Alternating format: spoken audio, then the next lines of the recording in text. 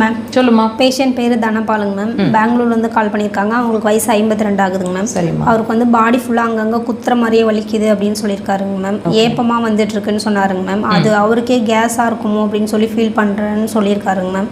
அவர் நம்ம வீடியோஸ்லாம் பார்த்துருக்காருங்க மேம். நிறைய ட்ரீட்மெண்ட் பண்ணியும் அது சரியாகலை அப்படின்னு சொல்லியிருக்காருங்க மேம்.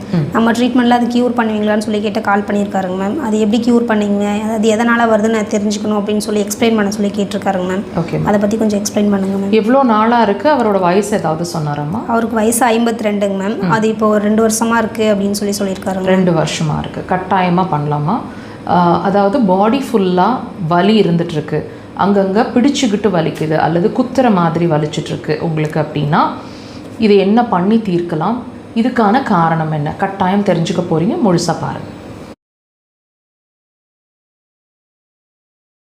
பாடி ஃபுல்லாக ப்ரிக்கிங் பெயின் இருக்குது, எனக்கே உணர முடியுது, கேஸ் பிடிச்சிக்கிட்டு வலிக்குமோ, முதுகில் பிடிச்சிக்குது, காலில் பிடிச்சிக்குது, கழுத்தில் பிடிச்சிக்குது, தோள்பட்டைகளில் பிடிச்ச மாதிரி வலிக்குது, அழுத்துனா சிலருக்கு ஏப்பம் வரும் அந்த பெயின்ஃபுல்லாக இருக்கிற இடத்துலையோ, சாதாரணமாக ஒரு ப்ரெஷர் கொடுத்தாலோ பிடிச்சாலோ ஏப்பம் வர்ற மாதிரி இருக்கும். இந்த மாதிரி அடிக்கடி நடக்குது அல்லது கண்டினியூஸாக வலி இருந்துகிட்டே இருக்குது அப்படின்னா இதை அக்குபஞ்சரில் நாங்கள் எப்படி அணுகிறோம்னு நீங்கள் தெரிஞ்சுக்க போகிறீங்க. அதாவது இந்த பிரச்சனை இருக்கிறவங்களுக்கு சிறுகுடல் சார்ந்த பிரச்சனை இருக்குது, ஸ்மால் இன்டெஸ்டைன் ரிலேட்டட் கம்ப்ளைண்ட்ஸ் இருக்குது அப்படிங்கிறத உங்களுக்கு உணர்த்தக்கூடிய வகையில் வரக்கூடிய சிம்டம் தான் இந்த பாடியில் ஏற்படக்கூடிய ப்ரிக்கிங் பெயின். வலி வந்து உடம்புல ஏகமாக அங்கங்கே எங்கே வேணாலும் வலிக்குது.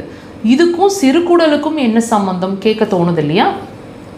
இந்த குவெஸ்டனுக்கான ஆன்சரை நீங்களே க்ராஸ் செக் பண்ணிக்கலாம். இப்போ நான் சொல்லக்கூடிய சிம்டம்ஸை வச்சு எந்த மாதிரி, இப்போ நான் சிறுகுடல்னு சொன்னதுனால உங்களுக்கு டெஃபினட்டாக டைஜஷன் ரிலேட்டட் இஷ்யூஸ் இருக்கணும்.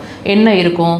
ஃப்ரீக்வெண்ட்டாக ஏப்பம் வந்துக்கிட்டே இருக்கிற மாதிரி இருக்கிறது, ஃப்ளேட்லென்ஸ் கீழ் வழியாக காற்று பிரிஞ்சுட்டே இருக்கிறது, அல்லது ஏப்பமே வரமாட்டேங்குது, வயிறு உப்புசமாகிடுது, வயிறு ப்ளோட்டிங் ஆகிடுது, சில உணவுகளை சாப்பிடும்போது வயிறு டைட் ஆகிடுது, கேஸ் நிறைய உப்பிட்டு இருக்கிற மாதிரி இருக்குது, பானை மாதிரி ஆகிடுது வயிறுன்னு சொல்லுவாங்க, அல்லது அடிவயிறு சம்மந்தமான பிரச்சனை, அடிவயிறு ஹீட்டாக இருக்குது, வெயிட்டாக இருக்குது, உள்ள கேஸ் உழண்டுகிட்டே இருக்கிற மாதிரி இருக்குது, முழுசாக மோஷன் போன மாதிரி ஒரு உணர்வு இல்லை, ஷோல்டர் பெயின் இருக்குது, நான் எமோஷ்னல் டைப், முதல்ல அப்படி இல்லை இப்போ ரொம்ப எமோஷ்னலாக வீக் ஆகிட்டுருக்கேன் ஃபீல் பண்ணுவீங்க.